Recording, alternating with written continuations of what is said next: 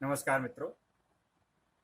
सीधी सटीक बात डॉक्टर रवि शर्मा मधुक के साथ। इस श्रृंखला में मैंने जो बात शुरू की थी पिछली वीडियो में, वह था हिंदी भाषा का उद्भव और उसकी विकास यात्रा, जो मैंने वैदिक संस्कृत से लेकर अपभ्रंश के काल तक की थी, जिसमें 1750 ईसा पूर्व से 1000 ईस्वी तक अर्थात लगभग 2750 वर्ष का कार्यकाल मैंने उसमें समेटा था।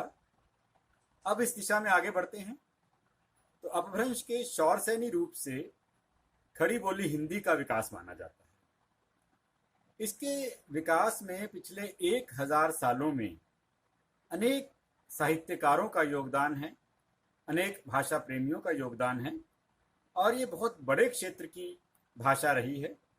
और इसको जब हम अध्ययन की दृष्टि से देखते हैं तो हम भाषा के अंतर्गत देखते हैं कि इसकी कुल 5 उपभाषाएं हैं और उनके अंतर्गत भी हम 17 बोलियों को भी पाते हैं।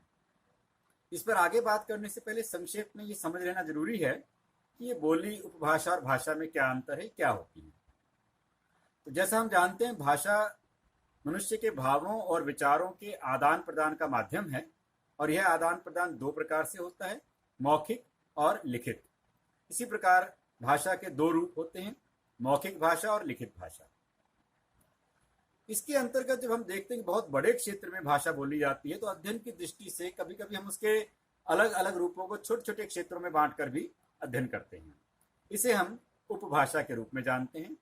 और हिंदी की जो 5 उपभाषाएं हैं वे हैं पश्चिमी हिंदी, पूर्वी हिंदी, राजस्थानी, बिहारी और पहाड़ी। अब इस उपभाषा के अंतर्गत भी हम देखते हैं कि थोड़ी थोड़ी दूरी पर भाषा के उच्चारण में, बोलचाल में कुछ परिवर्तन होते हैं। और आपने सुना होगा, हमारे देश में एक कहावत है, कोस कोस पर बदले पानी, 4 कोस पर बानी। थोड़े बहुत अंतराल के साथ इस बात को कहा जाता है, जिसका अभिप्राय यह है कि थोड़ी थोड़ी दूरी पर भाषा का जो रूप है बोलने का, वह बदलता रहता है। ये भाषा का बोलने का रूप ही बोली कहलाता है। अर्थात बोली भाषा का एक बहुत ही क्षेत्रीय, बहुत ही सीमित रूप है और इसमें जो साहित्य होता है वह केवल मौखिक साहित्य होता है, या जिसे हम लोक साहित्य कह सकते हैं, वह होता है। और अगर लिखित साहित्य होता भी है तो बहुत अल्प मात्रा में, बहुत थोड़ा होता है। तो हिंदी जो है वह 17 बोलियों का एक समूह है। 17 बोलियां मिलकर हिंदी बनती है। पश्चिमी हिंदी के अंतर्गत जो 5 बोलियां स्वीकार की गई हैं विद्वानों के द्वारा, वे हैं ब्रज, खड़ी बोली, जैसा कि आप जानते हैं ब्रज प्रदेश मथुरा वृंदावन के आसपास। खड़ी बोली दिल्ली से मेरठ के सारे क्षेत्रों में जो भाषा का रूप बोला जाता है हिंदी का, उसे खड़ी बोली हिंदी कहा जाता है। इसके अलग और नाम भी, कौरवी भी कहते हैं इसे। और हरियाणा प्रदेश में जो बोली बोली जाती है उसे हम हरियाणवी के नाम से जानते हैं। और इसके अतिरिक्त हमारे यहाँ 2 और प्रदेश हैं, बुंदेलखंड में बुंदेली और कन्नौज में कन्नौजी। ये 5 मिलकर पश्चिमी हिंदी की बोलियां हैं। अब हम चलते हैं पूर्वी हिंदी की ओर। पूर्वी हिंदी में 3 बोलियां हैं। अवध में बोली जाने वाली अवधी, बघेलखंड में बघेली और छत्तीसगढ़ में छत्तीसगढ़ी। राजस्थान में 4 बोलियां बोली जाती हैं। उनके नाम इस प्रकार हैं, मारवाड़ी, मेवाती, मेवाड़ी और मालवी। कुछ विद्वान इन्हें उत्तरी राजस्थानी, दक्षिणी राजस्थानी, पूर्वी राजस्थानी, पश्चिमी राजस्थानी के नाम से भी जानते हैं। बिहारी के अंतर्गत 3 बोलियां स्वीकार की जाती रही हैं। उनके नाम है भोजपुरी, मगही और मैथिली। मैं आपको जानकारी में लाना चाहूंगा कि इसमें से एक बोली मैथिली को पिछले संशोधन के अंतर्गत संविधान की 8वीं अनुसूची में स्वतंत्र भाषा के रूप में शामिल कर लिया गया है, जिस कारण अब वहां भारतीय संविधान में 22 भारतीय भाषाओं को स्वीकृति मिल चुकी है।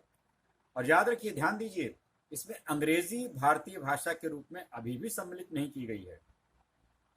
तो मैथिली अब एक बोली न रहकर भाषा हो गई है, इसलिए अब बिहारी के अंतर्गत 3 के स्थान पर 2 बोलियां स्वीकृत हैं। और आगे बढ़ते हैं, पहाड़ी के अंतर्गत भी 2 बोलियां हैं। एक आप जानते हैं कुमाऊं और गढ़वाल का क्षेत्र, वहाँ पे कुमाऊनी और गढ़वाली बोली जाती है, और एक मंडियाली जो थोड़ा सा और पहाड़ी इलाकों में हिमाचल प्रदेश तक बोली जाती है। तो इस प्रकार आप देखें 5 बोलियां पश्चिमी हिंदी में, 3 पूर्वी हिंदी में, 8, 4 राजस्थानी में, 12, 2 बिहारी में, 14 और 2 पहाड़ी में, 16, यानी अब 17 के स्थान पर हिंदी की 16 बोलियां स्वीकृत हैं।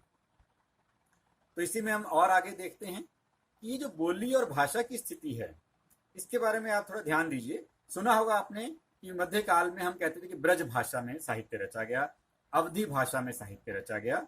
निसंदेह ये दोनों बोलियां मध्यकाल में 2 महाकवियों के कारण बहुत उन्नत हुई। इनमें जो साहित्य रचा गया बहुत श्रेष्ठ साहित्य था। आप जानते हैं अवधि में अवधेश अर्थात श्री राम के जीवन पर आधारित महाकाव्य की रचना महाकवि तुलसीदास जी ने रामचरितमानस के नाम से की, जिसने पूरे विश्व में भारतीय संस्कृति को प्रसारित करने में बड़ी महत्वपूर्ण भूमिका निभाई है। इसी प्रकार ब्रज में श्री कृष्ण के जीवन की मनोहर लीलाओं का, बाल लीलाओं का और उनके श्रृंगार का बहुत सुंदर वर्णन जिस कवि ने किया है, उस कवि का नाम आप जानते हैं सूरदास। उन्होंने सूर सागर नाम से रचना लिखी और कहा जाता है कि उसमें 1,00,000 पद उन्होंने रचे थे, जिनमें से अब केवल 10,000 के करीब पद ही उपलब्ध हैं।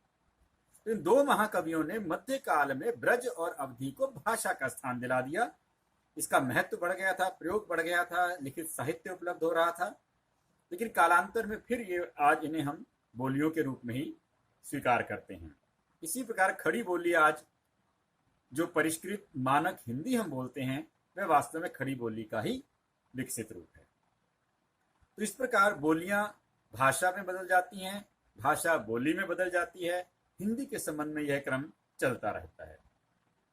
इसी बीच हम हिंदी में जो प्रारंभिक 2 बड़े कवि हुए हैं, उनका भी यहाँ उल्लेख करके अपनी बात को आगे बढ़ाएंगे।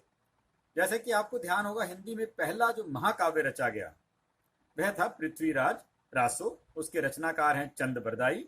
यह राजस्थानी भाषा के ही रूप में रचा गया, जो हिंदी का ही एक रूप है, और यह हिंदी का पहला महाकाव्य कहलाता है, जिसमें जो हमारे बहुत बड़े पृथ्वीराज चौहान, जो भारतीय बहुत बड़े वीर योद्धा थे, उनके जीवन पर आधारित ये महाकाव्य है। इसी प्रकार खड़ी बोली का जो प्रारंभिक रूप मिलता है जिस कवि की रचनाओं में, उनका नाम है अमीर खुसरो। अमीर खुसरो ने जो रचनाएं लिखी वे आज की खड़ी बोली के बहुत निकट हैं, और आपको जरूर पता होगा कि उन्होंने जो पहेलियां और मुकरियां लिखी वे आज तक लोकप्रिय हैं। उनकी एक पहेली तो आपने जरूर कभी ना कभी सुनी होगी, जिसको देखकर आप अंदाजा लगा सकते हैं कि आज की खड़ी बोली कितनी निकट है उसके। उनकी वह प्रसिद्ध पहेली है, एक थाल मोती से भरा, सबके सिर पर औंधा धरा। औंधा मतलब उल्टा। चारों ओर वह थाल फिरे, मोती उससे एक ना गिरे। जी हाँ, आसमान। ऐसी शुद्ध परिष्कृत भाषा में लिखने वाले पहले कवि हिंदी के माने जाते हैं अमीर खुसरो। उसके अतिरिक्त अनेक कवियों ने हिंदी भाषा को समृद्ध बनाने में, उन्नत करने में बहुत बड़ा योगदान दिया है। और आधुनिक काल में आते आते 1800 के बाद हिंदी में गद्य का भी शुभारंभ हुआ, और गद्य का यह विकास आधुनिक काल में इतना अधिक हुआ है कि आज हिंदी भारत ही नहीं विश्व में भी अपना स्थान महत्वपूर्ण बना रही है। और ज्ञान विज्ञान की सभी विधाएं, सभी शाखाएं आज हिंदी के द्वारा समृद्ध हो रही हैं। कविता तो बहुत अधिक लिखी ही जा रही है।